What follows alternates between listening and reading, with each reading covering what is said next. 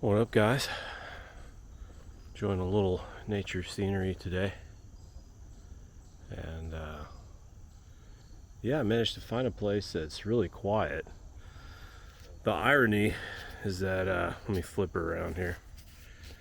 Turn around.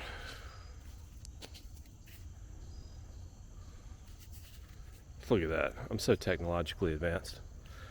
The irony is that I went to Walden Pond, I was getting kind of emotional on the drive over there. This is Henry David Thoreau's happy place, The guy who did some nature writing that inspired the world to be better environmental stewards. And I showed up, pulled into parking lot F729. I mean, it was $30 for parking. I was like, is this a place to go enjoy the solitude of nature, or is this like a Taylor Swift concert? So anyway, that place is a circus and not what I was looking for. But I did want to talk about the subject because, I am first and foremost, above all, I'm definitely consider myself to be an environmentalist. But, I hate putting a label on it because in what world does environmental stewardship and sustainability not come first as a top priority? I mean, to me, that's just one of the basic things of life. It's like, don't kick puppies. We kind of all know not to do that. Equally, we should all know, the value of good environmental stewardship and taking care of the limited natural reserves that we have in this world, and making sure there's plenty of land that's set aside, that's completely unmanipulated by humans. This place particularly unmanipulated, as you can see. I feel like I'm walking through the jungle here. But I mean, that's a really basic concept, and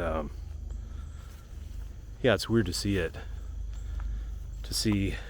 like a political party in the United States kind of take the opposite side of that. It's bizarre. So anyway, I look at anything that's not environmentally sustainable is just unintelligent. I mean, if you can do something sustainably, why do something unsustainably? We have finite resources on the planet.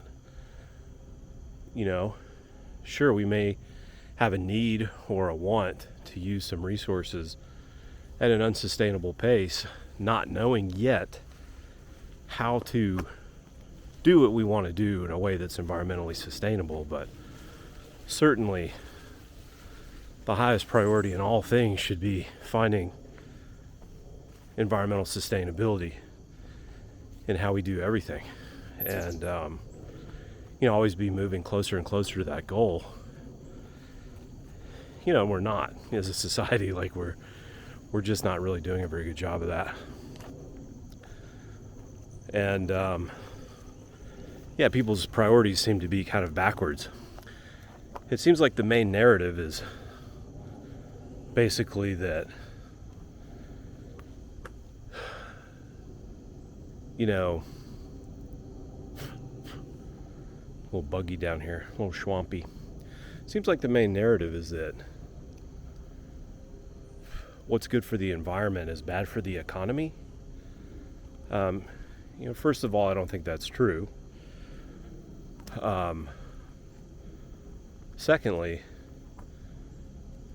using the economy, is just never it's never a valid argument, right? If you were trying to stimulate or defend economic activity by doing irreparable harm to our one and only planet that we've colonized so far. I mean, that is just a strike against the economic system and the way it operates. I mean, you don't bend the knee to the economy. And of course, that's kind of the root of what's troubling our world today as much as anything is, our economy guides us. It doesn't have a heart or a soul. It's not intelligent. It's just this living, breathing, uncontrollable entity that we've lost control of, and we're like helpless to stop it. And it's a huge problem. I don't have an easy, quick fix solution. No one does.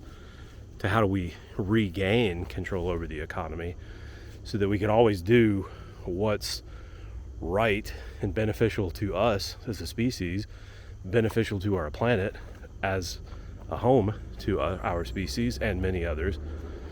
Of course, we want to do that, and it causes it's a reason for some major revisions to our economic system and the way that we do things. There's huge problems with it. We'll have other videos with deeper discussions about that kind of thing. Just off the top of my head, something that's just absolutely insane is that there's people who they don't have clean water to drink, they don't have food to eat, they're living in squalor, and a few $1 billion of infrastructure and work going into it would be plenty to solve it.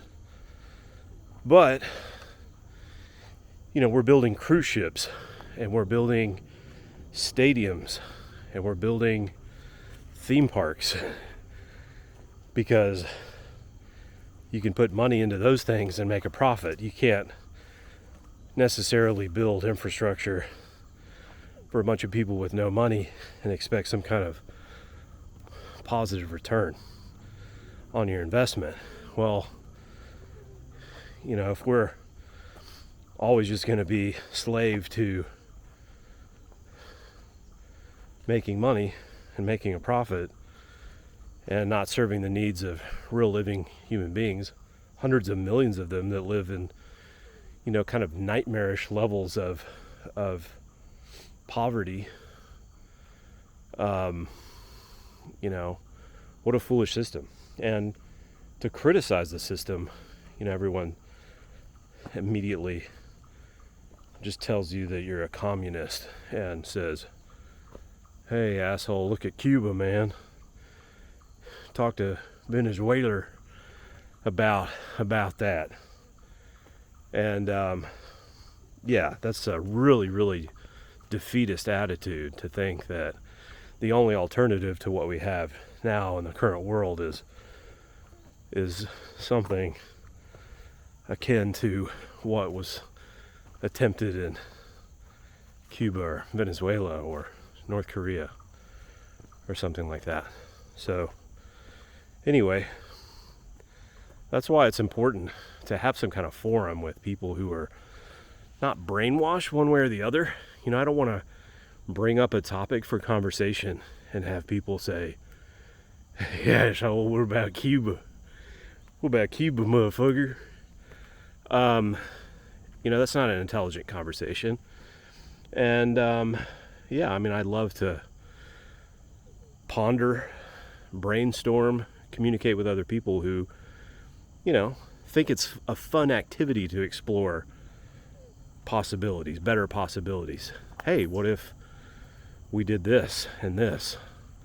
Hey, I think we could have an economy that operates like this. For me, I always think back to how hunting works. So, you have the Division of Wildlife who they go out and they do these accurate scientific assessments of the population, right? There's no financial incentive to get it wrong. So they go out and actually get it right. And they look at how much these animals breed, how big the herds are, and they look at how many males and females can be culled without, decreasing the population, letting the population of that species and that habitat and that region continue to flourish at their current levels, or levels that are environmentally sustainable in that area, in that ecosystem, in that habitat. And then, no matter how many people apply for those hunting licenses, they only give out a certain number of hunting licenses. And if there's more people applying than there are licenses to give out, then they do it more of like a lottery fashion, right? And it doesn't go to the highest bidder, where millionaires get to go out and shoot 100 deer and poor people don't have the privilege because it's been corrupted into a money-making scheme, and money-making schemes never treat the poor very fairly because the poor don't have any money. And people who are engaged in business are forced to follow the money.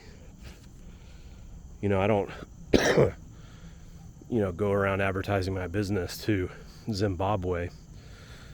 I'm advertising to the US and Australia, UK and Canada, where there's lots of money and desire for the products and services that my business offers. Duh. I'm caught up, not caught up in it. I see it for what it is, but I'm pigeonholed into doing it just like everybody else is. And, that's what we have to get away from. How do we provide good solutions, where the best interests of the people are at heart, where something that we want to bring into the world, we can, without the economy getting in the way.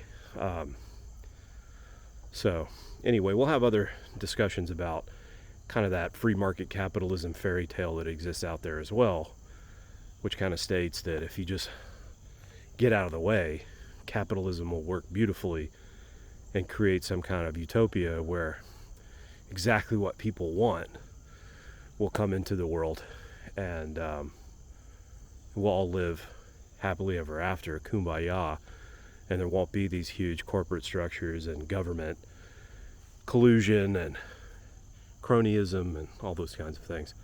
Again, a much deeper subject for another day. But anyways, let's enjoy just how beautiful this is to be out here, and hopefully you can see a few fall colors coming through. But it's always nice to be out.